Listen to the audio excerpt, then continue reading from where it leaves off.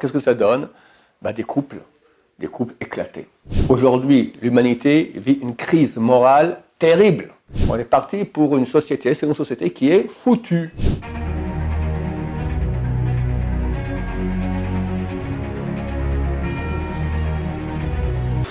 Ce jour est dédié pour la Refoua Shlema, la guérison complète et rapide de Chantal Chana Bat Kamra Bezrat Hashem.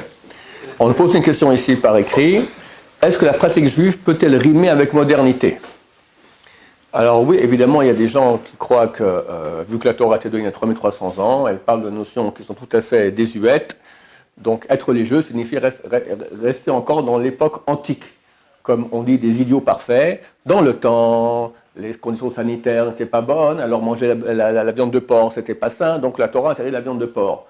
Mélanger le lait avec la viande, c'est moins pour la santé, c'est au niveau digestif, donc il ne faut pas mélanger. C'est des bêtises innommables, complètement bêtes, parce qu'il faut comprendre une chose, la Torah ne parle pas de la physique, de notre...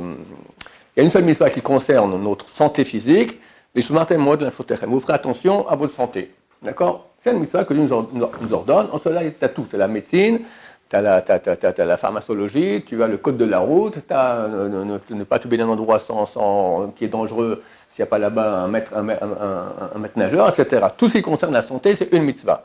Il y a 612 qui concerne quoi? Notre âme.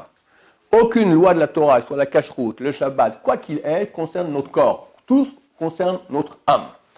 Maintenant, qu'il y ait modernité dans le monde, ce n'est pas à cause de la modernité que l'âme elle va changer. Au contraire, on voit bien que la modernité, on peut amener beaucoup de bien, elle a amené du bien au monde, c'est clair.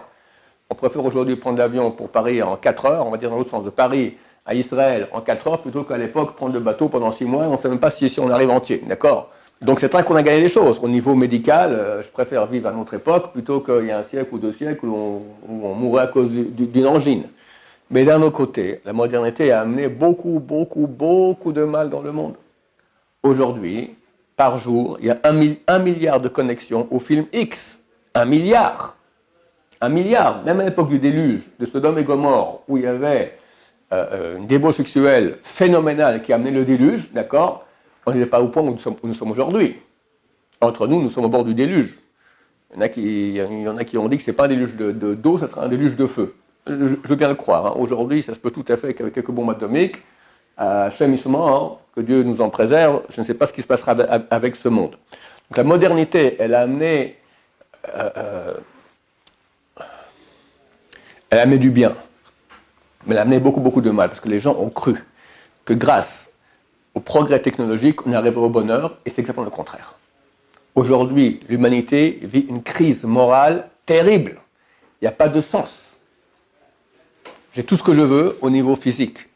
Personne ne meurt de faim, Baruch Hashem, presque personne. Il y a des jouissances. À gogo, on te propose tout ce que tu veux, rien que pour que tu te jouisses un peu plus. D'accord? Quand j'étais jeune, il y avait des bonbons.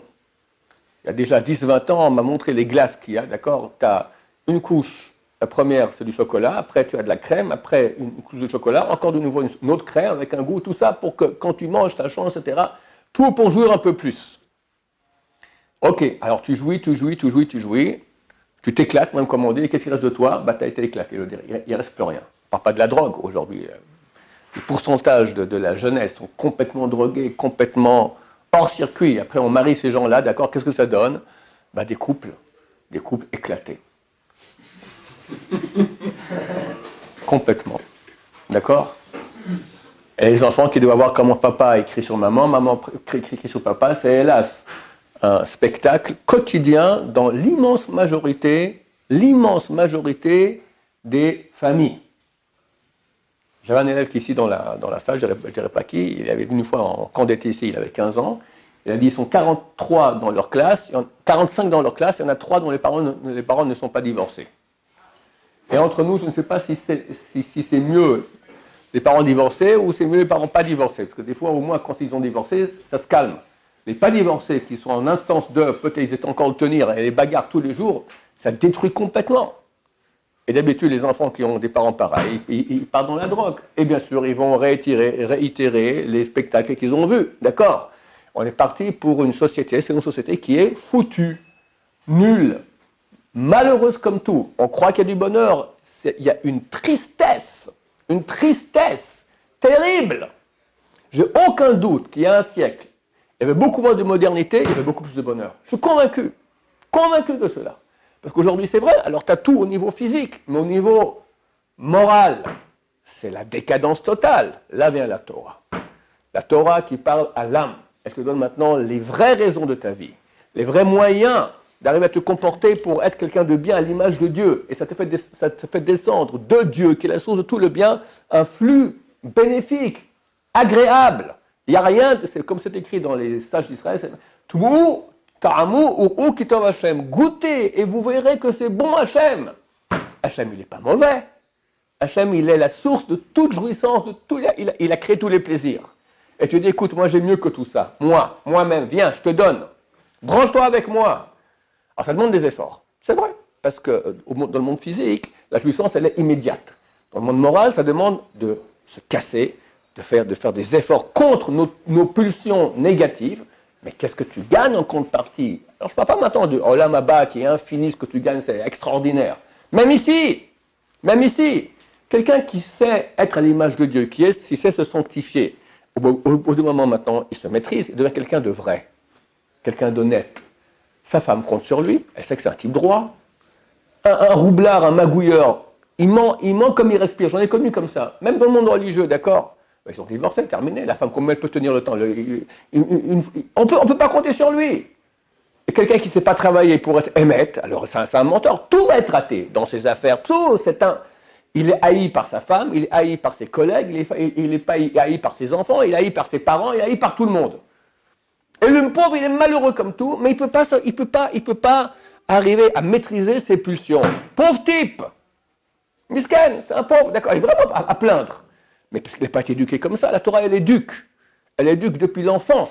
Si on arrive à bien éduquer nos enfants avec une Torah qui est vraiment bien communiquée, mais les enfants, ils poussent heureux. Moi, je me souviens, ma première fille, elle a eu 36 ans hier, Baruch Hashem, d'accord?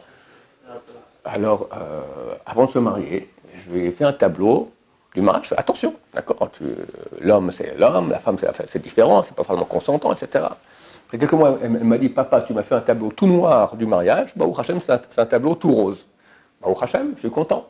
Parce que lui, d'un côté, il a travaillé dans une famille orthodoxe, bien depuis qu'il est petit, il est habitué à retenir ses pulsions négatives, à être bon, à s'écraser, à être droit. Elle aussi, ça fait une union extraordinaire.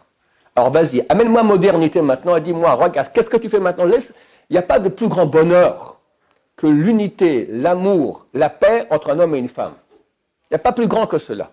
Le Maharal de Prague dit qu'au moment du mariage, quand on fait le Shabbat Brachot, Dieu vient, la présence divine vient, et c'est un moment énorme. Il n'y a pas de plus grand moment dans l'histoire de l'homme et la femme que leur mariage. Pourquoi? Parce que Dieu, il est un. Et partout où il y a unité, il vient et demeure, amène sa présence. Sa présence demeure parmi nous. Un couple qui est pareil, mais quel bonheur! Shlomo Zalman Auerbach, c'est un grand de la génération, d'accord, très très grand rabbin, d'une humilité extraordinaire, un type droit, bien, fantastique, souriant. Avant de rentrer chez lui, il regarde un peu sa vie comme ça, un élève me demande, mais pourquoi? Ça va, tout va bien. Je rentre maintenant rencontrer la présence divine. Il allait rencontrer sa femme. Et quand sa femme est décédée, on a une coutume de demander pardon pour si on a blessé le défunt. Il dit, je ne demande pas pardon. Il n'y a rien au monde que je fais à ma femme pour laquelle je dois demander pardon. Qui peut dire ça? Qui peut dire ça pour un jour chez lui à la maison? Ou une semaine? D'accord? C'est ça la Torah. Alors ta modernité, qu'est-ce qu'elle t'a amené? Rien. Ok, on vit plus longtemps. C'est vrai, je reconnais. Mais cette vie-là, c'est un enfer. C'est un enfer. Alors je ne suis pas contre modernité. Je dis il faut utiliser la modernité maintenant pour ce qui est utile pour le corps, mais comprendre, attention, le corps c'est l'accessoire. Le corps c'est un véhicule, l'essentiel c'est moi. Moi je ne suis pas un corps, moi c'est moi. Et je fais quoi maintenant avec? Alors celui qui comprend que toute sa vie c'est son corps, alors il sera malheureux comme tout. Parce que le corps, plus tu as des envies, plus tu en veux. Plus tu en as, plus tu en veux. Il y a des addictions au sexe, addiction à Internet, addiction à la drogue, addiction au vin, addiction au mensonge, addiction à l'argent. Il y a tellement de gens que pour eux, toute leur vie, c'est de l'argent, de l'argent, de l'argent. Ils sont prêts pour tout pour de l'argent. Esclaves, aliénés. Il faut oublier qu'il y a lui. Pauvre type lui aussi, pauvre type. Esclave des études, parce que si tu n'as pas fait un bac plus 7, alors tu n'étais pas quelqu'un. Je suis quelqu'un, d'accord. Alors, toutes ces choses, je ne dis pas qu'il ne faut pas, mais attention, tout cela est là pour servir moi, et pas moi servir eux. Je ne suis pas un esclave de ces choses-là. Eux doivent me servir à moi, et moi, je suis là maintenant pour grandir. La Torah, elle te dit ce message-là, et c'est un message qui est éternel, parce que l'âme, elle reste la même, d'accord? Il y a 3000 ans, les gens avaient de la jalousie, avaient l'amour de l'argent, l'amour des plaisirs sexuels, ça n'a pas changé. Donc la Torah vient maintenant te dire comment arriver à dépasser ta condition animale et devenir à l'image de Dieu. Et ça, c'est pour l'éternité, et encore plus aujourd'hui, où le corps est tellement satisfait de plaisir. Toute la journée, on te vend que jouis, toi, moi je. Tout le contraire du message de la Torah. Qui dit au contraire, soit quelqu'un qui donne, quelqu'un qui s'écrase, quelqu'un qui est aimé par les gens. Voilà, c'est la réponse à la question. Est-ce que la pratique juive peut rimer avec modernité? Oui, mais modernité ne veut pas rimer avec pratique juive. Ça veut dire que si tu prends la modernité pour elle-même, que c'est une fin en soi, le plaisir, toute la jouissance corporelle, et ça s'arrête ici, tu es un pauvre type. Baruch Adonai, l'olam, amen va amen.